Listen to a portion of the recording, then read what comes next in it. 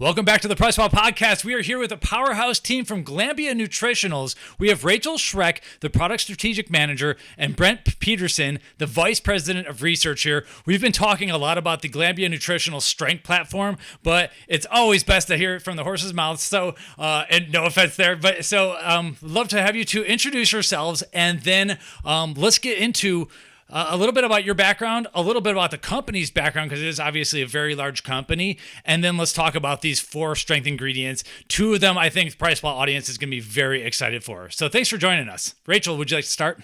Yeah, absolutely. Thanks, Mike and Ben, for having us. Super excited to be here. I'll just give a really quick background. So I studied food science in college at Washington State, and then I joined the Glanbia team right after I graduated about 4 years ago. So I've been with Glanbia ever since. I originally got started with their early career rotational program.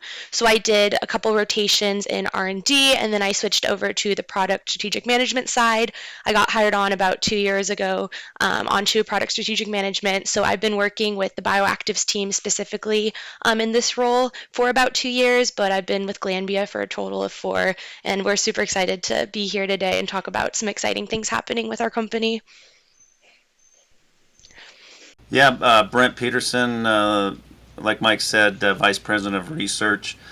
I've been with Glanbia about 25 years now.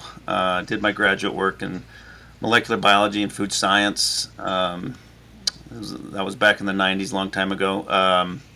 But been focusing on, dairy protein for a majority of that, but we've expanded into non-dairy ingredients and done a lot of research into bringing value to the industry through those different avenues. So.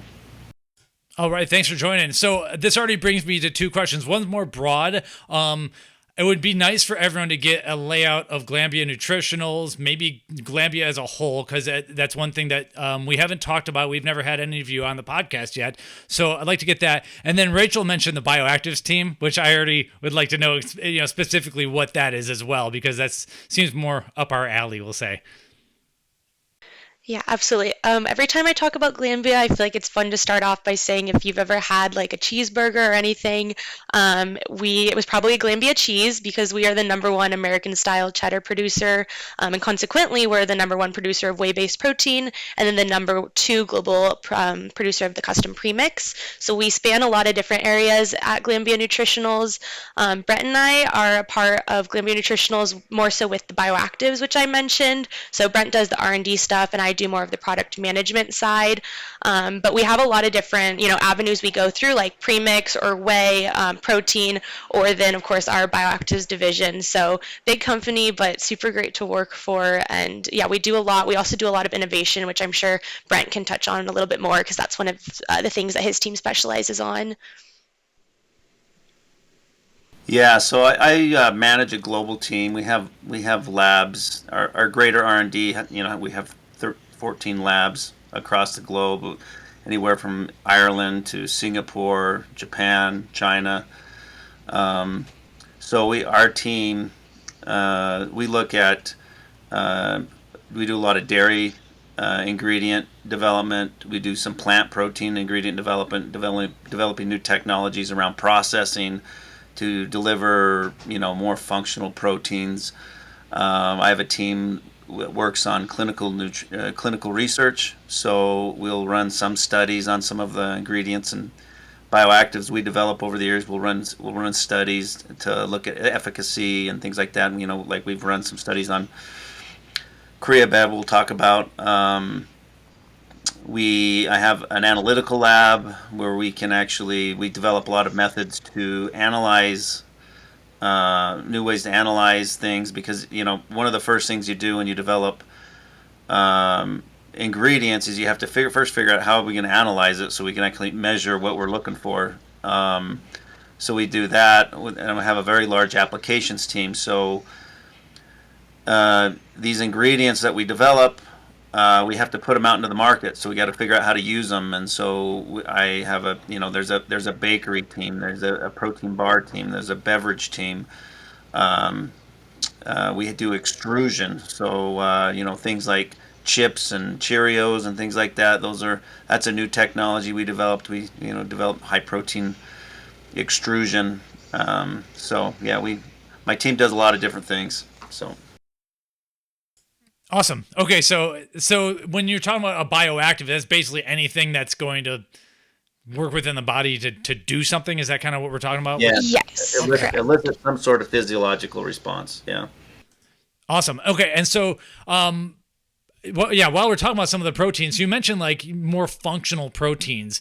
Where can you give us an example of where, or like some of the requests that customers are having? Because we're obviously, everyone can make a whey protein, for instance, but Yeah. it sounds like you're doing some more interesting stuff beyond that. Yeah. So a really good example is, so take extrusion, which is like how they make a Cheerio or a Cheeto. If that, those are all starch-based products, so it's just all carbs. And if you were to just shove a bunch of protein into the machine, there's these, what you call they're twin screw extruders, and you put in the powder, steam is injected, water is injected. It goes, these screws take it through a kind of a tunnel that's heated and jacketed, and then it's forced through a die, and then that differentiation of pressure coming out that die causes it to expand into the puff. If you were to start throwing protein instead of starch in there, what happens is it will seize up sometimes, or it won't expand. It will just turn into glue coming out the end of it. So it takes a long time to develop proteins that will actually go into that environment and it'll actually expand. So that we've developed a lot of technologies. It took us 5 years when we first started doing that to figure out the proper way to process a protein that can go into that type of process to make these high protein extrusions. I don't know how much of this is secret, so stop me if necessary. But you guys produce whey protein. Everyone's familiar with whey protein. What kind of things are done to that protein, or maybe whatever the closest common ground with proteins that we would know of? What's the difference between that and what will come out of the extrusions? Because I'm looking at what this looks like. It's insane. How much different of a protein are we talking?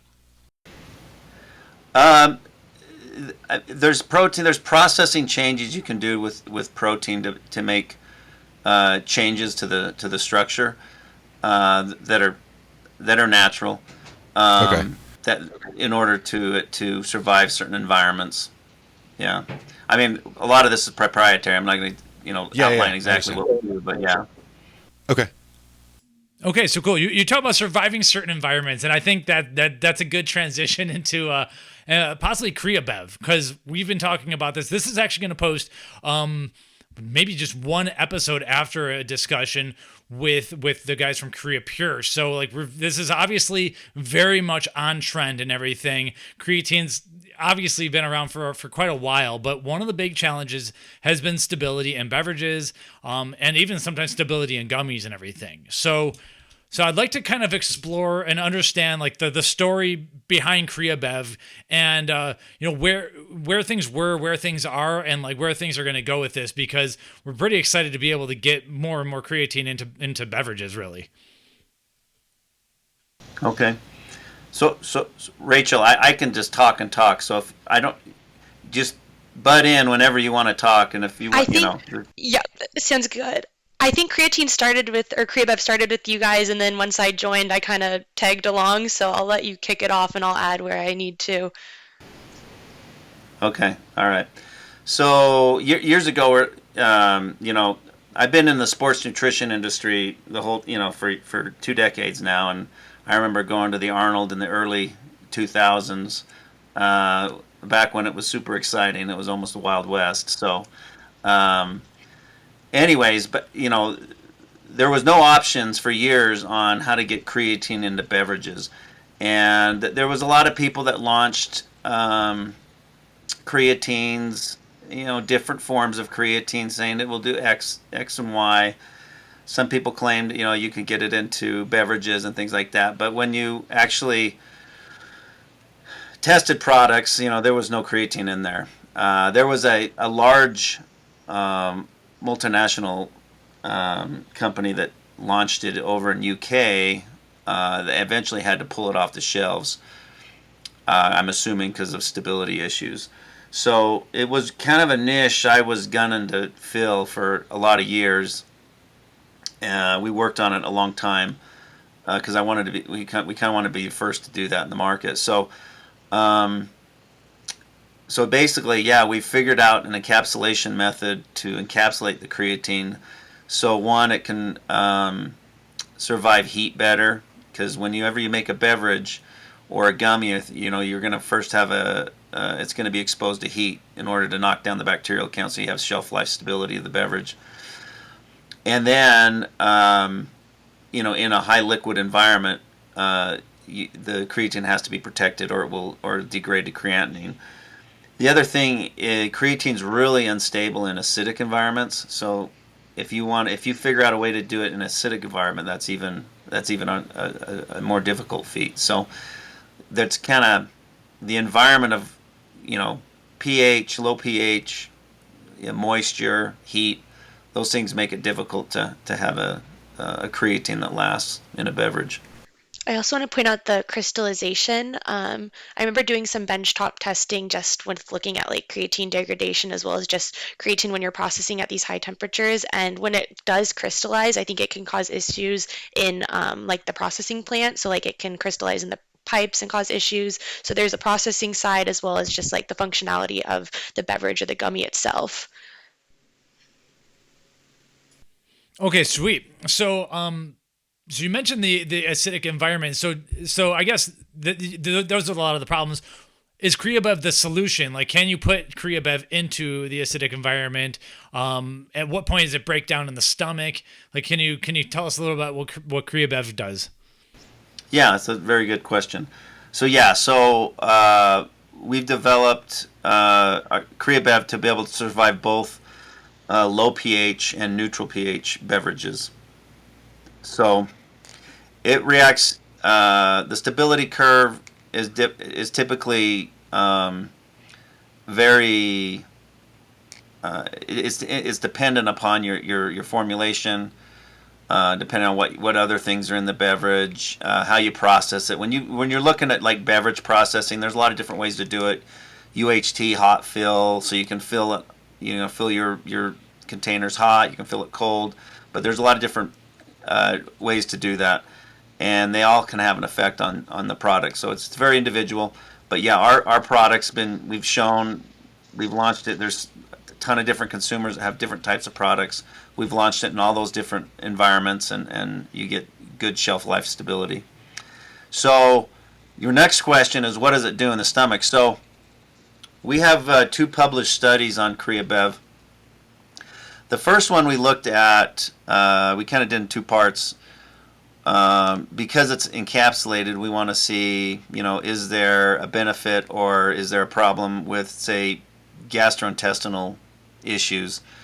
If you looked in the literature, especially in the beginning of creatine, it was reported there's a lot of gastrointestinal distress when you take a lot of creatine.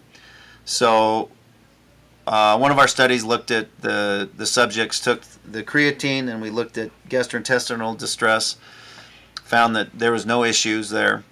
And then the other one was we looked at a performance endpoint. We looked at cognitive function and found that, and we compared it with placebo to creatine monohydrate to CreaBev. Excuse me. And we found that on the cognitive function, we looked at a couple different ways to measure that.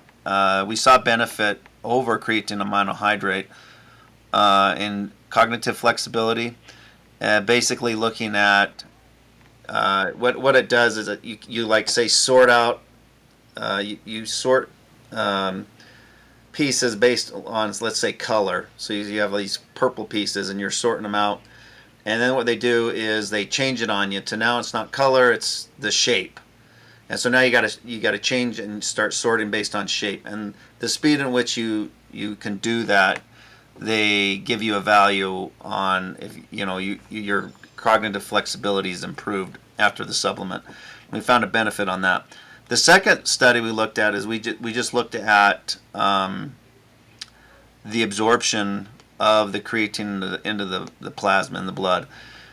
And what was interesting when we compared to creatine monohydrate is we actually your curve your absorption curve, you have what you call a Cmax, which is your max amount of concentration of creatine in the blood. We actually reached higher levels with CreaBev than we did creatine monohydrate.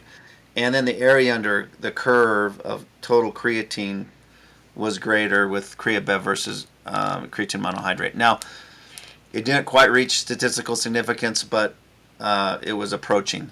So, very interesting. Questions we'll get sometimes is, why is that happening? I mean, a possibility could be the increased solubility. Creatine is very insoluble, so if you put it into water, it just kind of sinks to the bottom of the glass.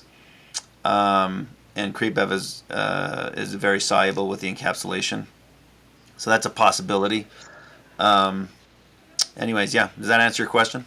Yeah. Okay. So rewinding it way back, is CreaBev encapsulated creatine monohydrate, or is it something else? Yes. It is. Okay. Awesome. Monohydrate. Yep. That's very interesting. So you're using the own ingredient to beat itself with just improved solubility or whatever else is happening. Yes. The cognitive flexibility study. So what was the dose that was used there? And was this acute or was it like built up over time? I'm not sure if I saw this one. So the second study with looking at absorption, that was acute. That was just a one bolus. So what it was 5 grams of total creatine in both creatine monohydrate and the CreaBev, and that was over a 4-week period. Okay, that's incredible. So you had a 5 gram like yield of creatine, so that's like from whatever 6 or 7 or whatever grams of actual CreaBev. Okay, Yep. and so were they given that in a liquid beverage then, or was it a premix? It was they just dumped the powder in water and drank it down. Yeah. So I was really thinking that CreaBev is most likely going to be put into like an RTD type application. But if someone's really trying to jam on something unique for a better creatine, and it's not statistically significant, they maybe not are able to make claims, but there's a possibility that just using CreaBev as a powdered application might even just like give a little bit more, huh? Yeah, so we've done some consumer studies looking at people drinking, and they preferred the CreaBev just because it was soluble and the flavor and all that. It wasn't sandy like creatine. So there are some benefits there that people like the CreaBev better. Solubility for a long time has been just kind of a large marketing claim. Like people compare solubility between brands, and I always thought it was interesting because it's just like it's just kind of like the delivery. Like even if it's dropping to the bottom of the water, you're still drinking all the water. But if there is some sort of significant, I don't know. I guess I never really thought much of it outside of consumer experience. What I was getting to is that consumer experience really is the determinant of people whether or not they rebuy. We see this time and time again. We can talk about data of like effects all day long, but however the consumer experiences it really matters, whether it's flavor or sandiness. But it's kind of interesting to hear that you guys found some sort of difference in the effect, possibly because of that. That's pretty compelling. Yeah. Okay, go on, Ben. Sorry. I was going to ask a bit of a question going a little bit back. When we started talking about this, you mentioned that you've been in this industry for 20 years and you've been looking at this creatine problem for a while. How many of your projects that you're working on are like just kind of like personal ideas that you come up with that you're following, or is it a lot of like customer requests from brands? So yeah, that's a good question. When you look at R&D projects, we kind of split them up into customer projects versus innovative projects. And of course, innovative projects would be the customer projects. We have a lot more customer projects because you got requests. We want this kind of product or this kind of functionality. And so basically what we do is we develop technologies that then we can then funnel into all the customer projects. And so, but to develop that basic technology, that takes much more time. So those projects are a lot longer. It's interesting. Sorry, Mike. No, I was gonna keep going about CreaBev. So in general with CreaBev, can we get a 3 to 5 gram creatine monohydrate equivalent dose into a beverage then? like how long is it going to last? I'm assuming it, and correct me if I'm wrong. I'm assuming it doesn't last forever, but like, can we get years, months, years out of the project? How much long-term data do we have so far? So we just do it. We go a year. That's typically what people want. And and we've actually, our first beverage we ever made, I think we took it out. I think we had a year and a half, or close to 2 years, and it was still stable in that one. But that was years ago. But we usually always just take them out for a year, because that's what the typical demand is in beverages, RTD beverages in the market. Yeah, if you can't clear the shelves in a year, you might be in a little bit of trouble there. So, So what are some of the products that have it? I know that one of them that we wrote about in our article is FitAid RX, which I have a FitAid. I realized I don't have the RX can here, so I was going to crack it open and drink it anyway. But I know that FitAid RX has some CreaBev in it, I believe. But are there any other products, or is this something like, how long has it been available out on the market for? Several years. I mean, we generally don't say the customers we're working with directly. So some of our customers will put it on the can. I believe on FitAid it's on the can, so that's fine. But some of our customers don't put our logo on there. So we just try to just respect their wishes on how they want to do that. Could you tell us a little bit about like the things that you've tested in terms of like what is stable with CreaBev? I'm sure you've done like testing to see like how far you can take it, or different capabilities with like what you can do with it in drink. I'm sorry. Like dosage wise, like how high you've gone, or like how much CreaBev you've used in a drink before. I think 5 grams is the highest. I mean, I guess you could take it higher, but I mean with the cost and everything, I mean, not a lot of people are going to go super high past what Sure. the Yeah, they have a concept that we posted the label of, and it's got 5 grams of creatine monohydrate per serving, so they're definitely going that high. I think the FitAid RX I saw was just a gram, but I think it's an awesome start. So let's say I want to create not an energy drink, but I want to make an RTD, like kind of intro workout type product that has creatine in it, and that has CreaBev in it specifically. What are some of the things I need to do? Like you mentioned acidity and things like that. Are there certain flavor systems or certain like citric acid, malic acid, tartaric acid profiles that we have to watch out for? Or like, how does the whole thing work? Do we just like get in touch with you and learn all the no-nos? Yeah, I mean, there are a few, but it's pretty versatile, the ingredients. So I mean, any of the typical acidulants, citric acid, and that are fine. So yeah.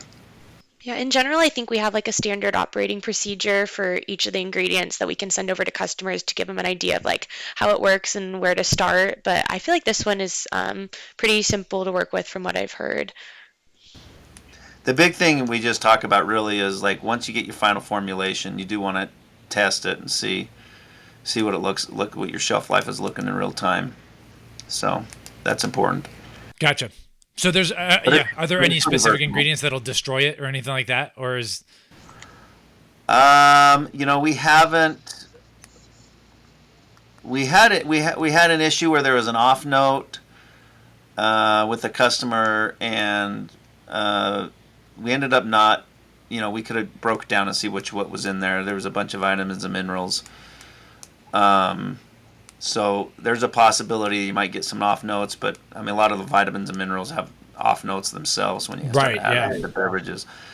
But like I said, it's pretty versatile. I mean, any of the other acidulants and everything people usually put in their protein's usually fine. We found it pretty safe. Okay, cool. I guess I hadn't realized how like ready this was for the market and everything. So that's super cool. Now, what about the gummy space? Is there any specific notes for that, or is it good to go in there as well? It's good to go. Yeah. I mean, just like a beverage. I mean, it's basically, we kind of look at it as a beverage with, less water, basically. Mm-hmm. So, you put it in there. You see what it reacts. It's usually when you do gummies, there's a heat treatment. Then you fill the molds in a cooling period, and then it's basically shelf life from there. So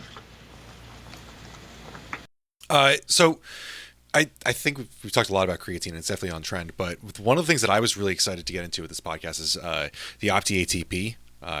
I've been really excited to get this to talk about it, frankly, for a while. We have been fans of PKTP for some years. We've done a lot of content about PKTP and how it's been misunderstood, really, in many ways. But with you guys bringing it to the beverage space, it seems like this ingredient did need a little bit more help to get into beverage. Creatine, I think, is pretty neutral, but PKTP, for one reason or another, you guys had to help get it into beverage. Could you talk about what that looks like, or how you guys brought that to market?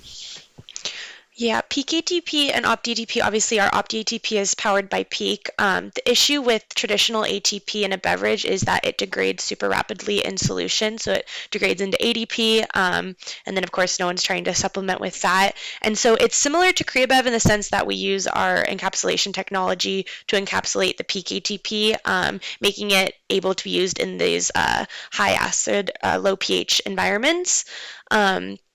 It's one of our partnered ingredients in a way. So we, started working with TSI. I believe it was before my time, but got in contact with them and started working on that, and then applying like our innovation and our technology into their ingredient. And ATP, obviously, I'm sure you're aware with all the energy drinks and like energy trends that are happening right now. A lot of people are trying to move away from like the caffeine and the jittery sense. And so being able to get energy from the real source from ATP would be great for a beverage, but it's never been able to be done before. So I think right now is a really awesome time to be able to launch OptiATP and hopefully get it into some products soon. Awesome. Okay, so with the challenge, did you use a lot of the same technologies from CreaBev into OptiATP, or is it just a completely different beast that you had to start from scratch? Generally these things you can't take the same technology and transfer them over, because structurally ATP is much different. So yeah, you have to develop a whole new technology when it comes to usually new bioactives that you're trying to encapsulate. Okay, interesting. So yeah, we do a lot of work with TSI Group, and kind of saw the discussions on that. How does a business relationship like that work? And this might not be either your questions. Like, did they come to you, or did you kind of say, "Hey, we could do that. Like, let's go to them"? Kind of curious how it all began. Were you there around, Rachel? I was not around. When I started this position, it was already in contact. So then I had met the TSI group that we work with several times at like Supply Side and other shows. But this was all after they had already started everything. So I was kind of just thrown into it. So I'm not sure the background. Maybe if you know, Brent. So I'm pretty sure we reached out and talked to them. Hopefully that's right. I don't want to make the. You'll have to have them on the show next week to correct us. Yeah, they're a good group of guys. We'll just make up the story that it was in Las Vegas at Supply Side West. It all started at the craps table at 2 a.m. Two people got together, and these ideas come together. And that's what the trade shows are fun for. So yeah, we just. It's pretty cool because. Go ahead. I was just gonna say it's cool because creatine and ATP are so like related. Like the fact that you're now bringing other beverage ingredients that are kind of similar, even if it was you guys reaching out to them, it's pretty compelling. Is bringing an ingredient in an encapsulation to the beverage stable like version, is that something that you have done frequently, or is this just like two things in a vacuum here? We've got other projects. I mean, we've been in the beverage space for years, so like the first one I worked on and got a patent on was an acidified whey protein, and so basically what we found was when you pre-acidify whey protein, when they rehydrate it back into a beverage, you get a much better flavor. So when you do high protein, high acidity drinks, you get like a little out of astringency in the mouth, and so the drinking and flavor and experience isn't as great for the customer. So what we found through this process was you got less astringency, better flavors, and so when we did consumer paneling testing, the beverages were much more well liked by the consumer with this product. So we've been kind of in the beverage space. We've developed heat stable whey proteins, and then this is just kind of an extension of that, looking at different bioactives we can now make stable for beverages. So. Awesome. Yeah, we've talked about some of this stuff in other episodes. Have you gotten into the clear whey isolates at all, or is that something that you're sticking with more of the thicker RTD type beverages? No, we developed we have products for the clear high acid type beverages. Yeah, That's what you mean by acidified whey protein, right? Typically they're clear. Yeah. Oh, Yeah. okay, gotcha. Take this Isopure. There we go. Okay, Right. An gotcha. acidified whey protein. So yeah, we've been in this space for decades. Okay, so if someone needs an acidified protein, they can call you up, and you're already ready to go for the beverage application. What about the thicker milkshake type beverages as well? I'm assuming Glanbia makes those as well. Oh yeah. So we've developed. Oh, go ahead. Sorry. No, you go on. I have a follow-up question after that. Yeah, we've developed ingredients. So when you look at beverage ingredients, typically for those thicker neutral, what we call neutral pH, so around 7, so that's more like the chocolate vanilla beverages, where your high acid beverages, this is like, this is, what flavor is this? Blue raspberry, lemon lime, whatever the fruity notes. For those chocolates and vanillas, typically the milk proteins are more stable at that pH, but we've developed whey proteins that are stable there. We've developed whey proteins that stabilize the milk proteins even better, so you can get higher levels of protein. So yeah, we've been at it forever. So yeah, we got a lot of different options. Awesome. Yeah. Now earlier when I asked if that's something Glanbia does when talking about the proteins. Should I have said Glanbia Nutritionals there though, or is Glanbia kind of is Glanbia Nutritionals involved in the dairy stuff that we're talking about right now, or is this a different subsidiary? Okay, so it's Glanbia fine. Nutritionals. I know.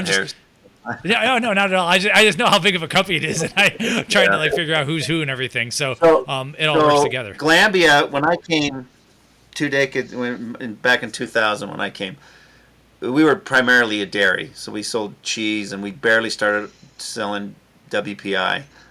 And then so it's grown to where we own GPN, which is our consumer business, which has Optimum and Isopure and such. And then we got into we've bought some flavor businesses and some vitamin premix businesses. So it's expanded beyond just dairy protein. Okay, I gotcha. But for the sake of basically anything ingredient-wise, we're going to be talking about price. Well, that's Glanbia Nutritionals generally. Yeah. Gotcha. Okay, that's what we stick with. Okay, so getting back to OptiATP, you ultimately, all their studies, basically every one of their studies is using 400 milligrams of disodium ATP. So if I am making a beverage and I want to use those peak ATP claims in a beverage with OptiATP, as long as I have the right dose, can I use those? Because it wasn't the exact same thing studied, but kind of is. You know what I'm saying? Yeah, with beverage formulation, sorry, Brent, go for it. No, go ahead.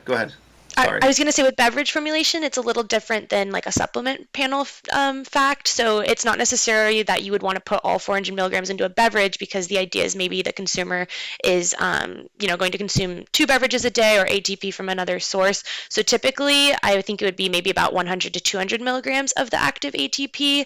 But then in terms of like a powder, I think, that would be when you would use the peak ATP, and that's maybe when you would actually want to hit that 400 milligram, that clinical dose. Okay, I see. Yeah. What claims are available? We do have a caveat with people when they want to make claims that, I can tell you what customers generally do, and that's the approach they generally take, is they'll do that. But Glanbia is not in the business of being the regulatory for each company. Yeah. Right. Mm-hmm.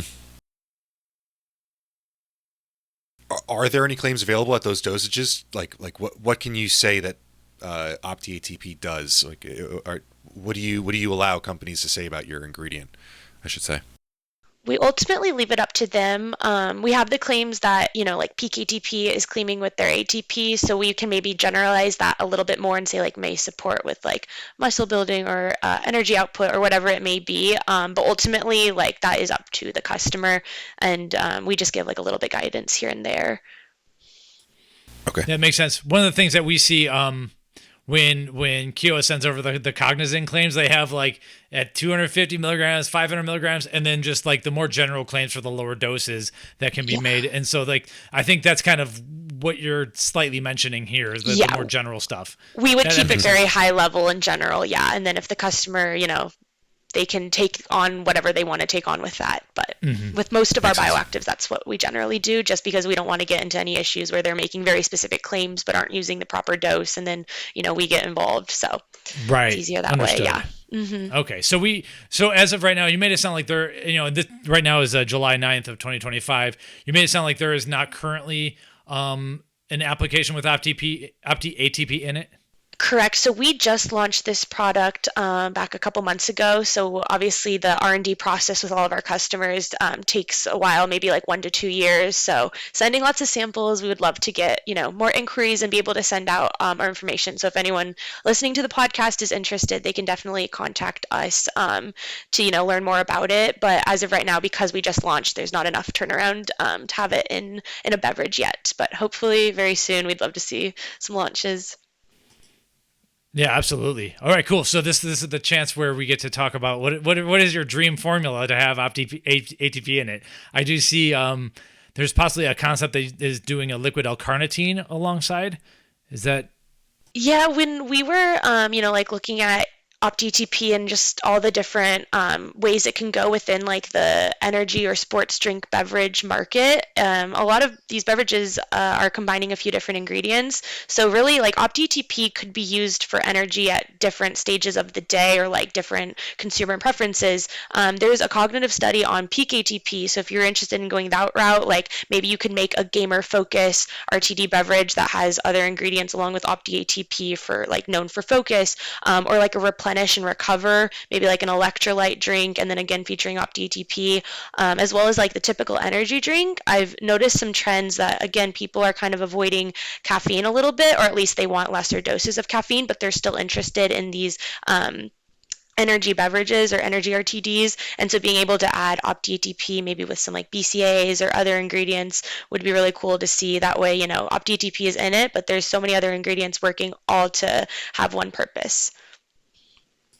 Okay, cool. Yeah, and we're definitely seeing that. Everyone's trying to find ways to reduce the caffeine or replace it completely. And there's been a zillion ingredients, kind of, time release and everything. So it's been wild to see that. I think we've kind of hit our caffeine limit. So yeah, people want energy. We're having very busy days, but that like jittery rush or, the caffeine, I think not everyone is as interested in. So getting ATP, like the bioidentical of ATP in the body, that's peak ATP, being able to get that as an energy source, I think will be really transformative. Okay, cool. Yeah, a lot of times, like a lot of these studies are based upon like what we realized is that peak ATP, it increases blood flow, and so it's really good for like a pre-workout pump application as well. So like my head goes to a pre-workout kind of RTD where I would use OptiATP with maybe some betaine and glycerol or something like that, and then of course the water with it. And then if you could afford it, might as well throw in the CreaBev. But at some point, the price is going to get pretty high. So I don't want a $7 drink. But if it's pre-workout, I would, if I had to choose one or the other, it's definitely OptiATP at the pre-workout application. Of course, you could take creatine, whenever you want, really. But yeah, betaine, glycerol, citrulline, of course. And then I think you have a pretty solid pre-workout. You don't have to go like overboard with. Absolutely. Yeah. And having it in that RTD format is very convenient. You can just reach into your fridge before you go work out, have a drink, and then leave. Like you don't have to worry about, putting the powder into a bottle shaker, water. Like I just feel like it's a way to hit a whole nother audience or like a whole nother market that before you really just couldn't. So with Glanbia, a lot of the times we're trying to bridge the gap between like we see that, there's a gap in the market. You can't put this into an RTD, for example. So how can we, change that to be able to get to more people? So. I thought a really like sports performance direction with it, like PKTP alongside like electrolytes or maybe some ketones. Yep. I may have tried a concept like that last year. We were playing around with OptiATP early on, and it's great before lifting. It's Mike said it has this kind of untapped blood flow side, but in terms of like sports performance, like endurance guys, triathlons, high rocks is all huge right now. I think that it could be really great in that market. Absolutely. Yeah, in terms of I was going to ahead. ask about in terms of heat. So it's like hot in the summer right now. My car's getting hot. If I left a bottle in there, it can obviously handle hotter than that because you got to process. And same thing with the antibacterial processes, right? It's got to handle heat. Yeah.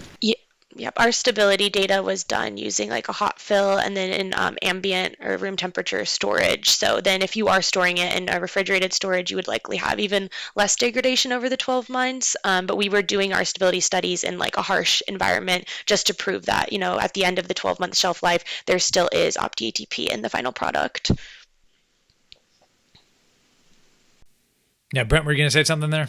Oh, I just kind of playing on what you guys are talking about, the different applications. I really like ATP as an ingredient. I think the uses, I think it's going to be very much like creatine, where there's because it's central to the cell energetics and physiology. They're constantly finding new applications for creatine. I think you're going to see the same thing with ATP.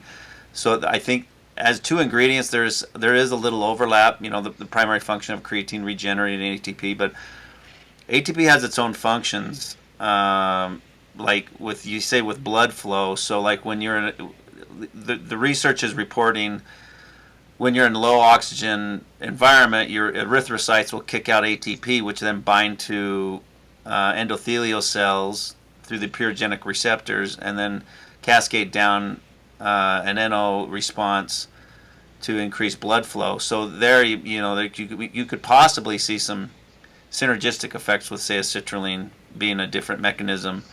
But I think the uses for ATP are interesting, and they'll grow, I think, over time. So, Did you see the recent study with PKTP with protein absorption?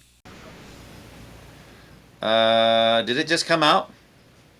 I don't We just think I talked saw about that. it like a week Yeah, ago. so the abstract is out. I don't know if the full text is out, Ben. Did we? Okay. But yeah, so either way, so yeah, they're discussing how certain, and it depends on the demographic and the type of protein used, but the amino acid uptake is greater when co-ingested along with OptiATP in this study. So in the show notes, we'll link to the article. But so this could be good news for Glanbia Nutritionals, of course, because you obviously have a lot of protein. I'll just send that over. Yeah, I was thinking like a protein with PKTP with OptiATP. That's a really cool idea as well. Bring it. Might as well, yeah. Yeah, I'll have to review that paper. I haven't seen that. So Awesome. Any other ideas? That's cool. Okay, so there's enough ideas for some of the formulators out there listening to get some get some stuff going for you. So, do we have anything else on OptiATP or the next? No, we can talk about Collameta if you guys want. Yeah. So, is it pronounced Collameta or Collameta?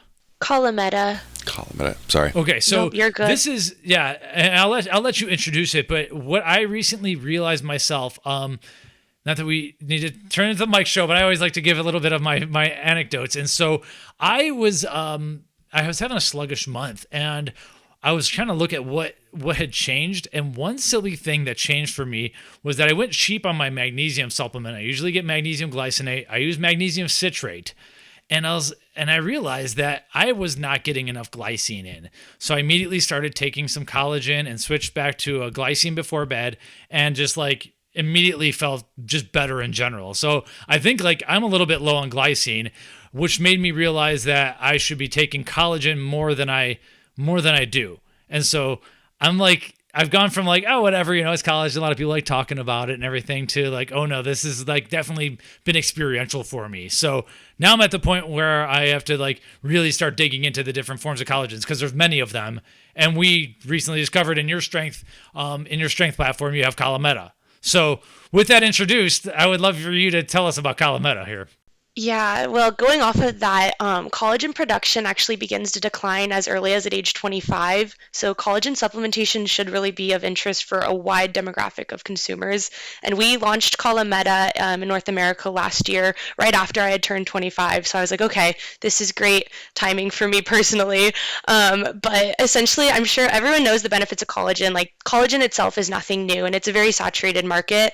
Collameta is a bit different because it is the tripeptide, which is the bioactive portion of the collagen peptide. So when you're looking at traditional collagen peptides on the market, you'll see maybe that like the molecular weight is a bit higher and the dosage is about this like 10-gram dose. And this can be difficult, to put into applications as well as a cost per dose visual on that. And with Collameta, it is just the 50% of the bioactive tripeptides. So this allows it to have a lower molecular weight as well as a lower dose. And in terms of bioavailability, when you're consuming maybe these like 10 grams of the collagen peptides, your body still has to break down the collagen peptides in order for it to get absorbed and then for your body to utilize the collagen. With the tripeptides, I like to kind of think of it as these tripeptides have like a VIP entrance into the bloodstream. So we have absorption studies kind of demonstrating the difference between the collagen peptides versus the collagen tripeptides, and how after only like 10 minutes or however long the study does, they'll see the increase in the collagen tripeptides in your plasma versus just the collagen peptide itself, not getting absorbed. So even if you are supplementing with collagen, it's not a guarantee that your body is, being able to utilize all the collagen that you're supplementing with. Interesting. Okay, so with the tripeptides, is this if I were to take regular collagen, does it simply not have a lot of? It doesn't have a lot of the tripeptides. Would your body have to like rebuild them, or can it just not do that? Yeah, so I think it's about 2% tripeptides in traditional collagen. I don't even think that's something that's like standardized or that's necessarily tested in normal collagen. And so then with Collameta, that's, one of our big call outs here is we have the 50% of the bioactive tripeptides. And then the dose we're recommending is anywhere from 500 milligrams to 1 gram. So this makes it super easy to put into maybe like a gummy application because it could easily go into 1 to 2 gummies. Obviously a beverage, it has really great stability because it's so small, there's not much more it could break down. Another call out with the bioactive tripeptides versus a traditional collagen peptide is, I guess, the role in the body. So for collagen tripeptides, for Collameta, it acts as both a collagen source as well as a catalyst for collagen production. So essentially, when you are consuming Collameta, the tripeptides, enter through the bloodstream very easily, and then your body is recognizing these like broken down fragments of collagen essentially because it is the smallest unit of collagen. So because of this, your body is recognizing, hey, like we're breaking down collagen, we need to build more collagen. So consuming this, is a catalyst for collagen production as well as the collagen itself. And it encourages production of like all types of collagen based on your body's needs. So it's not just a specific like type 1 or type 2 collagen. It really is dependent on your body. Okay, that's super cool. So is Collameta, is it a kind of at those lower doses, is it a replacement or an augmentation for someone who's like, let's say you're really getting after it on the joints and you're like a power lifter or something like that? Is more, or do we just want, or is this like a cool replacement? My follow-up to that is because with Great Lifestyles Rejuvenate formula that we've talked about recently on the podcast quite a bit, actually, you have both in there as well. I think it's 8 grams of collagen and 2 grams of Collameta. But yes. So yeah, what is your ideal positioning? I think with a lot of the different applications, like maybe in a bar or other formats, they wanted it as like the protein source, or like it has a functionality for how the, material works as a whole versus bioactively. So with an RTM, because, you only need the 1 gram of Collameta, you want a lot of other ingredients just to bulk it up. So then when you're doing the scoop. So I think that's part of it. I wouldn't say it's necessary to supplement with like collagen peptides and the tripeptides, but I mean, the more collagen, the better. So maybe with Rejuvenate, I know that brand, they have a lot of different like benefits all with 1 scoop of the ingredient. So I think part of it was they wanted some of like specifically the type 2 collagen and then as well as our collagen tripeptides. That's how I understand it. Yeah. So there's quite a bit of published research on this tripeptide. So they've looked looked at, instead of endpoints, there are some that looking at mechanistic pathways. So it's reporting there basically appears to be a stimulation of the collagen synthesis. So it can help stimulate. There's evidence to say it helps stimulate like type 1, type 2, type 3 collagen.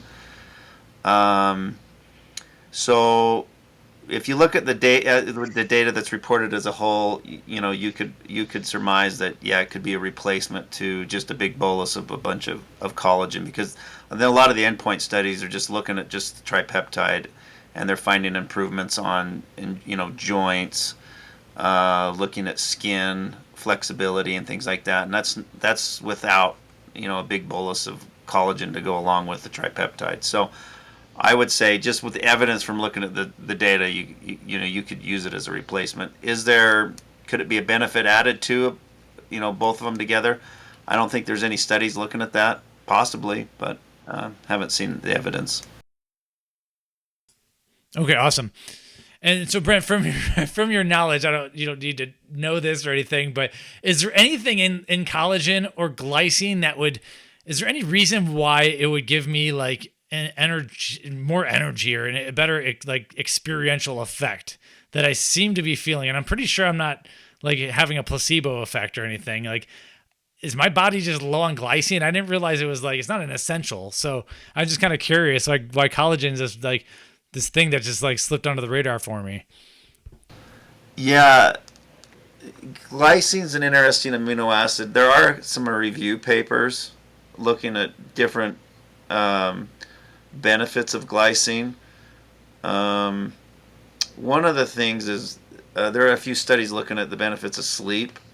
So if you're able to go to sleep faster, and then sleep latency, I believe, is a longer length of good sleep, then that I could certainly see you feeling better, having more energy during the day if it's affecting sleep.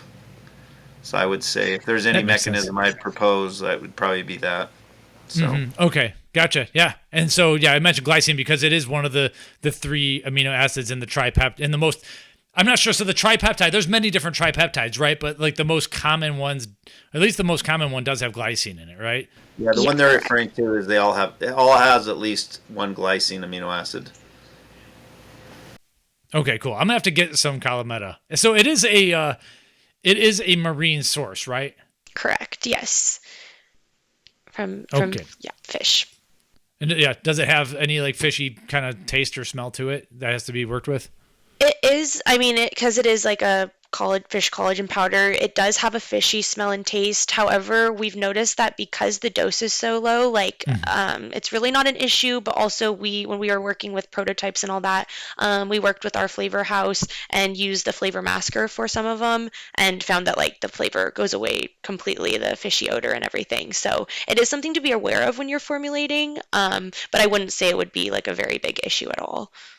No, yeah, the passion peach flavor rejuvenate like dominates, and you don't get any of that. So that flavor's a flavor. I hate to say the best, but that flavor might be the best. We'll see. The other one is a punch, like a sunrise punch one. Is that correct? Yep, yeah, that's right. Okay, yeah. I've seen both of them on the website, so I'll have to get some for the office. Yeah, I like the peach one myself. So awesome, cool product to have it. Okay, so that's I guess.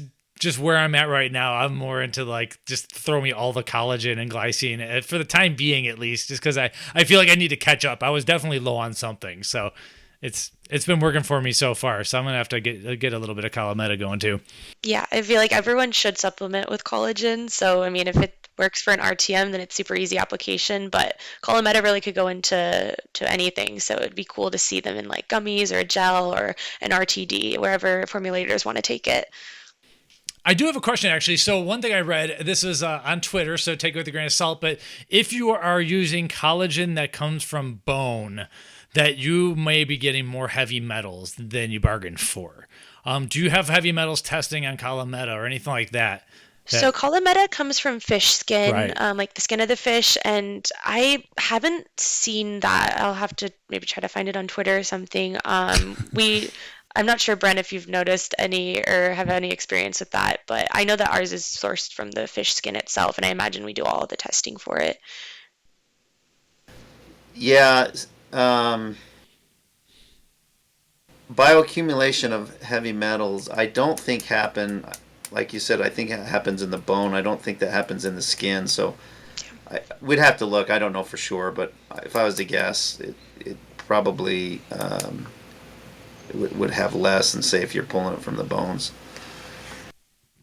Okay, cool. Yeah, if there are any heavy metals tests, I'd like to publish that just to retort to the 3 people who are posting about this. Awesome. All right. So with are there any, back to the application side of things, are there any let's say collagen supplements that you wish existed that don't yet that could use Collameta? I think the biggest thing is you've probably seen a lot of different collagen gummies on the market. It's just the serving size, I feel like typically is very large, and like realistically, maybe a consumer will buy it, take it 1 or 2 times, but like to be consistent every day with taking like 6 gummies, I just feel like that's not sustainable. So personally, I think it'd be really cool to see a gummy that has like, or a collagen gummy that's only like a 1 to 2 gummy serving size.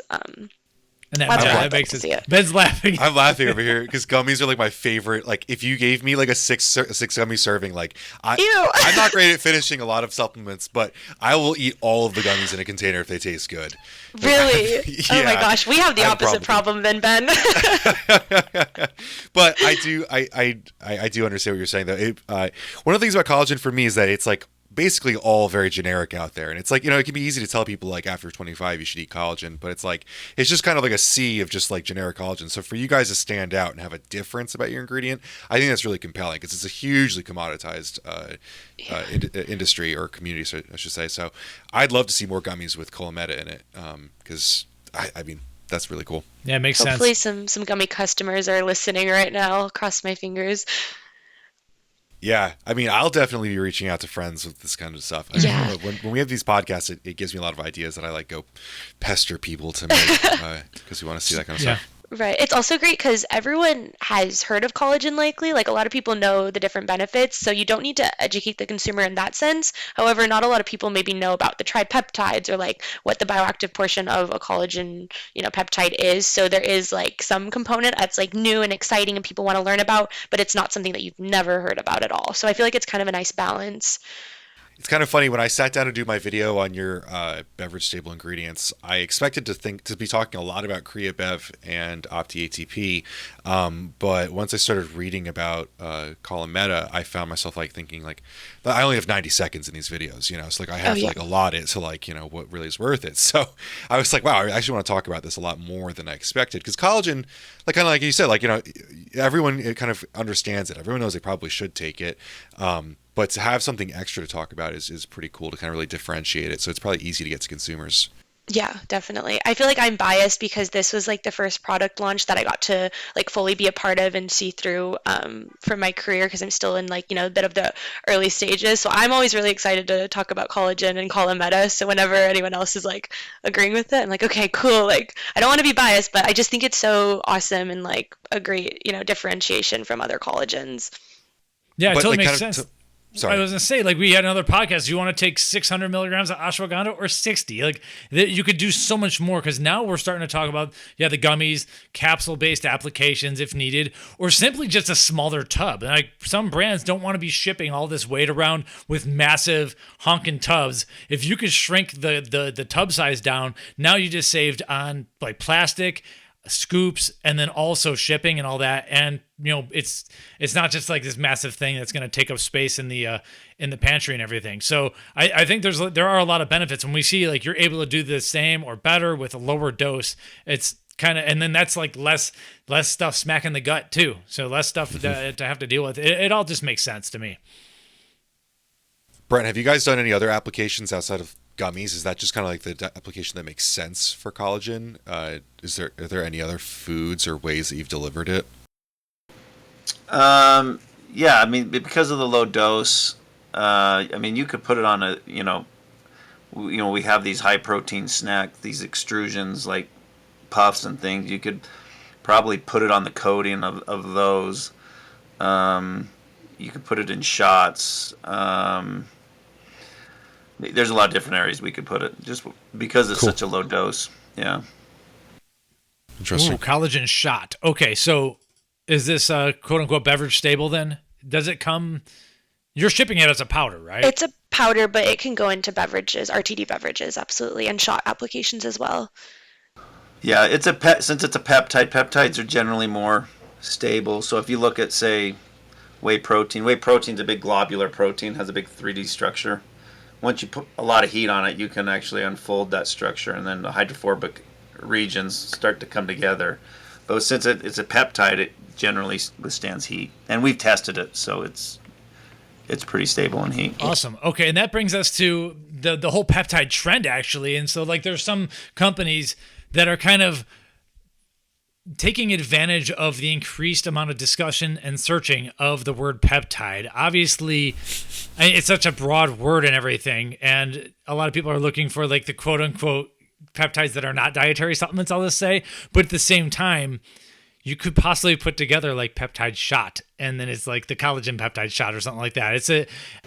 There's a marketing spin to it that I think someone can win at, and it's not a garbage ingredient, so it's not like you're doing anything wrong. You're just using the word that everyone's searching for. Yeah.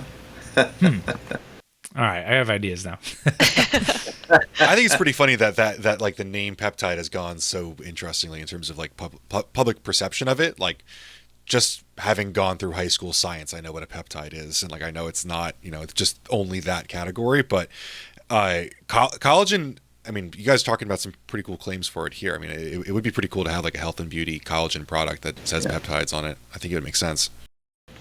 Yeah, it's a different world now that social media and podcasts. So you get more ideas that were maybe more remote that now become more mainstream just because of how the media has changed over the years. So instead of certain gatekeepers, you have people like Joe Rogan, and you can get all kinds of things introduced into the kind of the ether and discussed that wouldn't normally. So yeah, peptide. Yeah, things move faster through the ether now. It doesn't if creatine had come out now, I think like it wouldn't have taken 20 years of fighting and fist fights at like conferences for this thing to happen. Like it would have been like, oh, this totally makes sense. And I think it would have we would have compressed like 20 years down into 4 years or something like that, just because of social media gets a lot of the information out, and then you have you just have a lot of the debate doesn't need to be created in the mainstream media and tied to like whatever Barry Bonds and Mark McGuire are doing like that, so like we could have moved things along a lot faster in my opinion. So we'll see where the peptide thing goes as well. Yeah, I mean, I remember this is early 2000s. A mother was asking about, I don't know about my kid. They're in football and they're taking this supplement, and I don't know. It might be steroids. And well, what is it? And they says it was this big jug, and it says WHEY on it. And I was like, no, that's safe.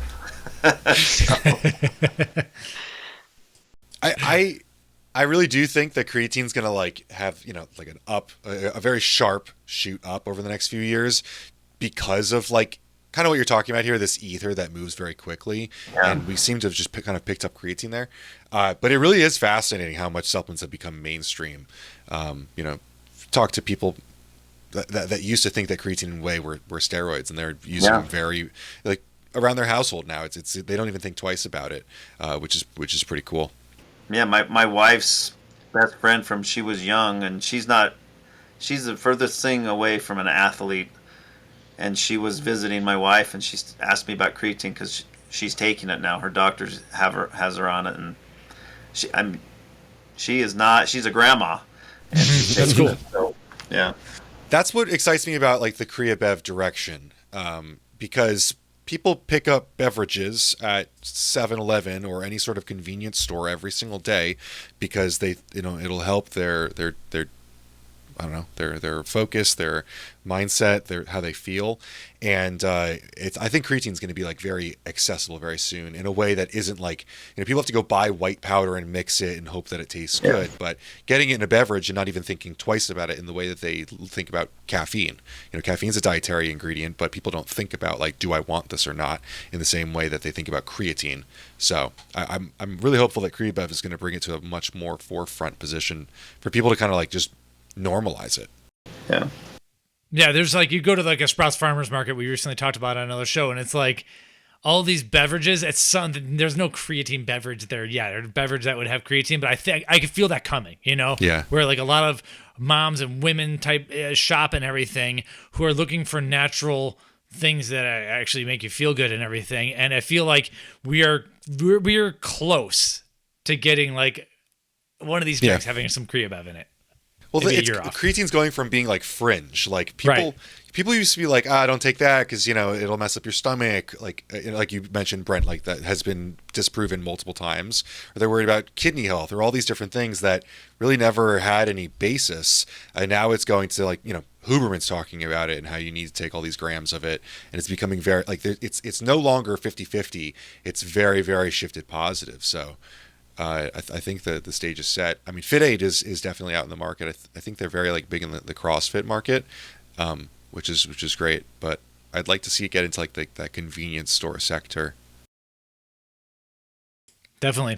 Okay, and then the last of the four things that we talked about in the Strength Platform article, we have a calcium ingredient.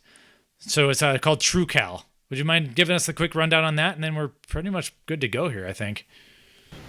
Rachel, do you want me to do that? Or? Yeah, I think you have worked with TruCal. I personally don't really have been working with it much, so I'll let you take that one. Yeah, it was one of the earlier kind of new bioactive ingredients we developed, 25 years ago or so. So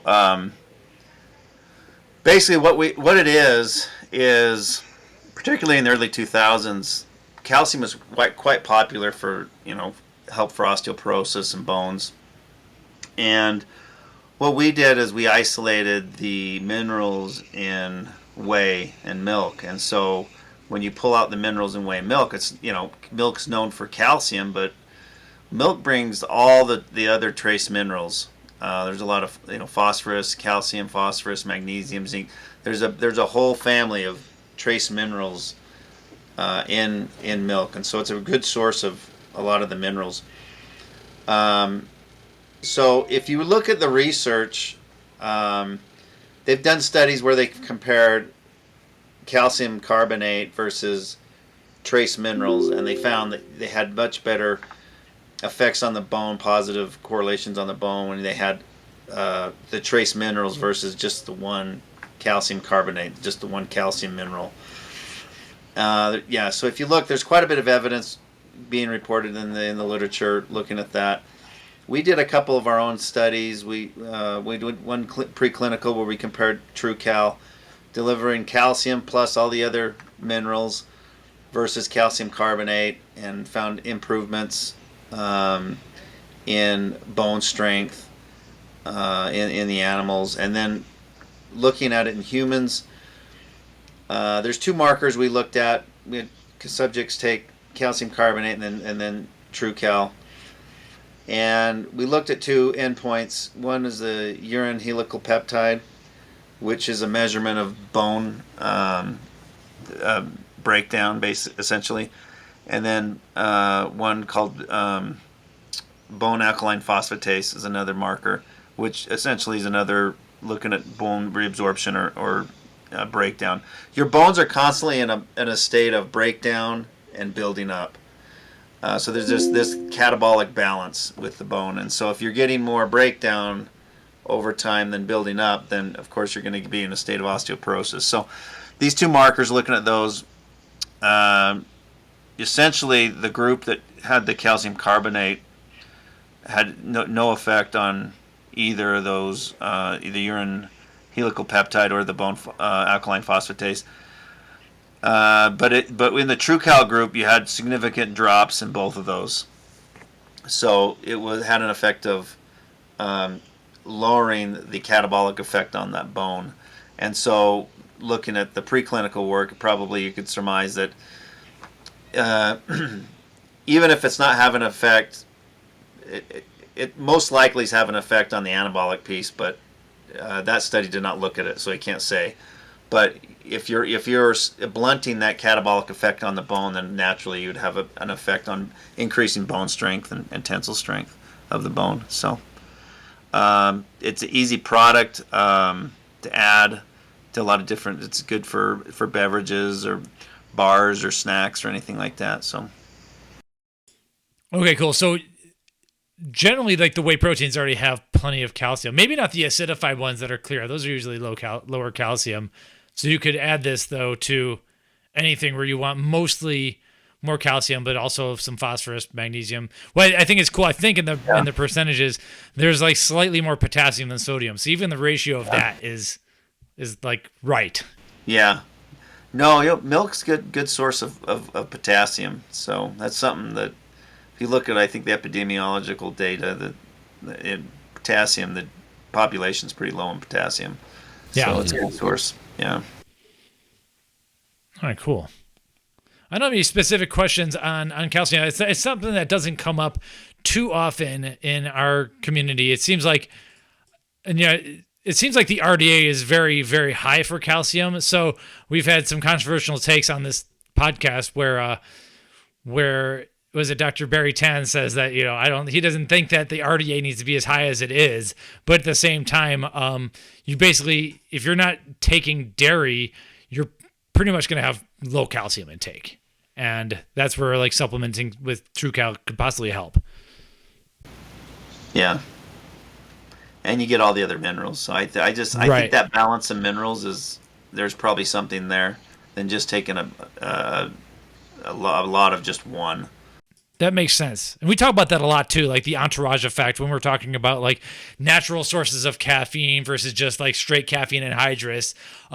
There's some, like a lot of these cofactors and coenzymes and other molecules are like there for the ride in the natural. And they seem to, a lot of this is anecdotal and possibly even placebo, but they seem to like hit better, when you have like the natural constituents alongside of it. So it makes sense that like the minerals in milk would be similar, in my opinion. If you believe the natural caffeine argument, then you might want to, believe the natural milk source calcium argument as well. So we also worked, I'm trying to remember, this is like back around 2001. We worked with a guy, he was doing work on hypertension, how some people, the thought generally at the time was that high salt content will cause hypertension. What he was looking at was some people are salt sensitive and some people weren't. And his conclusion was if they're getting the other minerals, things like calcium and magnesium and things like that, the kind of the balance of minerals is that those people weren't the ones that were salt sensitive, sodium sensitive for hypertension. So he was talking about, I think he published some papers on this saying you need, this mineral deficiency is really the problem to sodium hypertension. That was what he was proposing. So it's interesting. There is data and evidence out there on this. So. Yeah, I mean, I believe that because we've definitely seen a lot of research showing that potassium to sodium ratio is more powerful than sodium itself. So it makes sense that it's probably more than just those two things, though. Yeah. I always think this discussion, I mean, I love electrolytes. Mike used to make fun of me for it. I was really into hydration products before they really got really popular, but not like I'm a hipster of supplements, but he is a little bit. I always think it's an interesting conversation though, because we're mostly talking about Americans, but then when we start talking about, like, we really introduce the whole conversation on sports nutrition. You talk about athletes who are losing liquid and electrolytes during their training as well. It's like even a bigger equation that you kind of have to weight when you're talking about the person using the supplements, because people that are sweating, a pound or two of water are losing a considerable amount of electrolytes in a different ratio than what we're even talking about. So it's kind of hard to like make sports supplements and then we talk about like general consumers who don't have enough potassium or magnesium. But then when you're talking about like an athlete who might really be using the products, it's even more pronounced as well. Yeah. Yeah, if you're sweating like crazy, you need probably more sodium than you think. That's kind of just where I'm at. Like you see people bonking, like you probably want the salty drink at that point. But if you're just sitting around on the computer, you're eating snack chips, then you probably need more potassium than you think. That's and you'll know if you've had too much potassium. Your heart's going to start doing some funky things. So that's that's generally where you're at.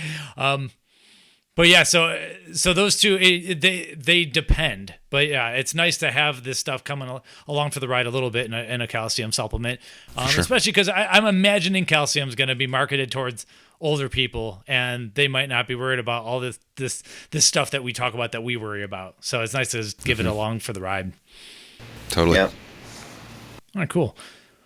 Well, we've gone, hour 15 here. I don't really have a whole lot more. Generally, we finish up by how to follow you if you're on LinkedIn or Glanbia Nutritionals website and social media accounts and everything like that. So feel free to give it to us.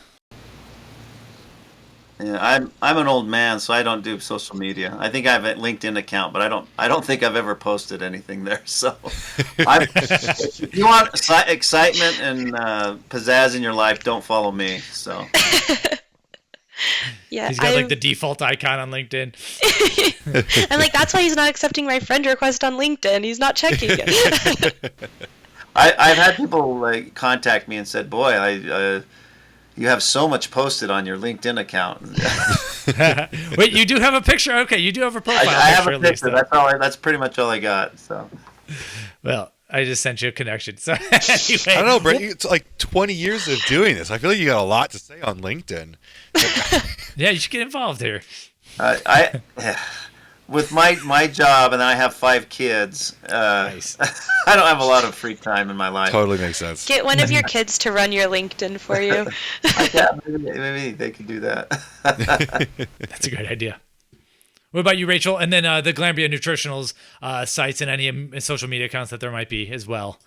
Yeah, I'm on LinkedIn. It's just my name, Rachel Schreck. And then I think on our Glanbia Nutritionals website, it should have links to, we're on LinkedIn. I'm not sure what other social medias we're on, but we got a lot out there. So Cool. And for anyone, I guess your names will be in the titles, but it's SCHRECK for those who are listening on the audio feed.